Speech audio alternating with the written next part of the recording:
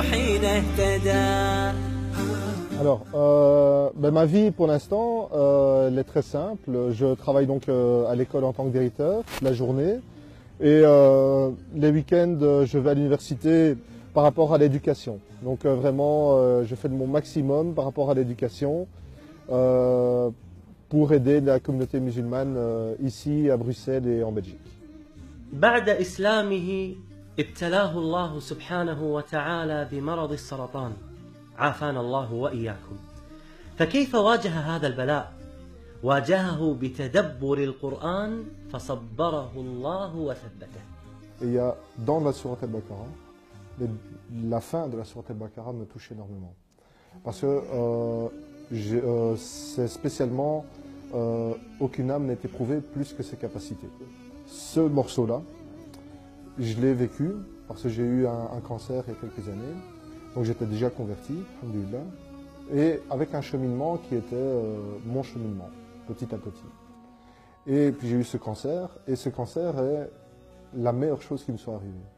Pour moi, c'était une marque d'amour qu'Allah Azzawajal m'a pris dans ses mains et puis m'a remis. Et ce verset-là me montre une chose, c'est qu'il peut avoir des difficultés, mais ma capacité que Allah Azzawajal m'a donnée, en moi ou autour de moi, c'est pour ça que la sourate Al-Asr, avec les autres, j'aurai toujours la capacité d'affronter une difficulté. Même si la difficulté a l'air énorme, c'est une marque d'amour. Je sais que Allah Azzawajal m'a promis dans le sourate Al-Baqarah que je vais affronter cette difficulté.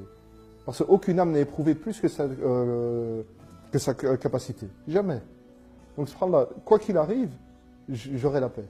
La vraie personne qui a souffert, c'est mon épouse, qui s'est occupée de moi pendant des mois et des mois, pendant que je faisais les chimiothérapies, pendant que je ne savais pas me lever, pendant que j'étais vraiment souffrant.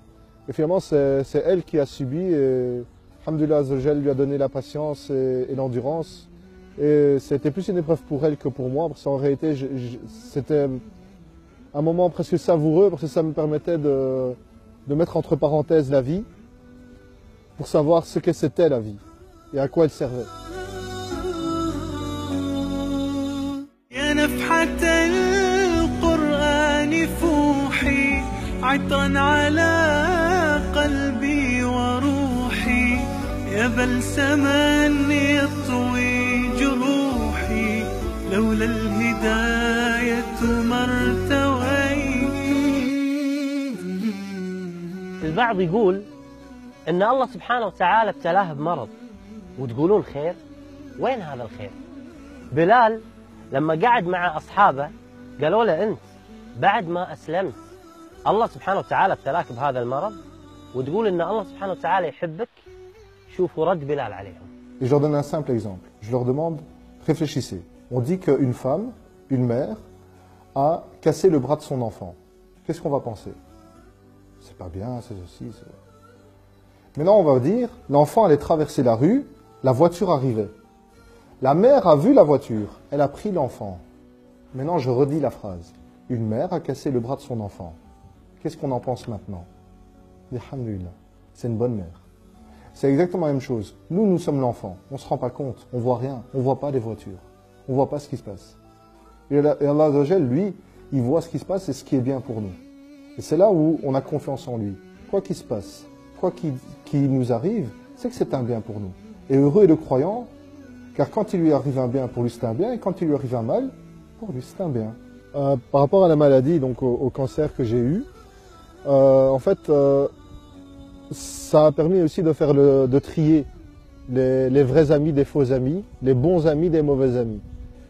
Et donc finalement, ça m'a purifié à l'intérieur de mon corps, ça a purifié, Inch'Allah Azzawajal, mon âme, ça a aussi rabaissé mon nefs, et ça a purifié les mauvaises fréquentations. أي شخص يدخل الإسلام يشعر بالخوف أمام أهله، يعني يحاربونه أهله مثلا. هل أنت يعني حدث لك هذا الأمر؟ Bien sûr, oui. Et en fait, j'ai été élevé par ma grand-mère, parce que j'ai jamais connu mon père, et ma mère est décédée. Et c'est ma grand-mère qui m'a élevé, qui était très croyante, qui allait à l'église, et c'est avec elle que vraiment j'ai connu la voix de Dieu. Et elle a vécu ça comme une trahison, le fait que je devienne musulman. Et maintenant, c'est celle dans la famille qui accepte le plus. Parce que elle a eu 5 enfants et j'étais le 6e qu'elle a élevé. Et je suis celui qui s'occupe le plus d'elle. C'est elle qui le dit. Elle dit, lui, il s'occupe bien de moi. Donc, je peux venir.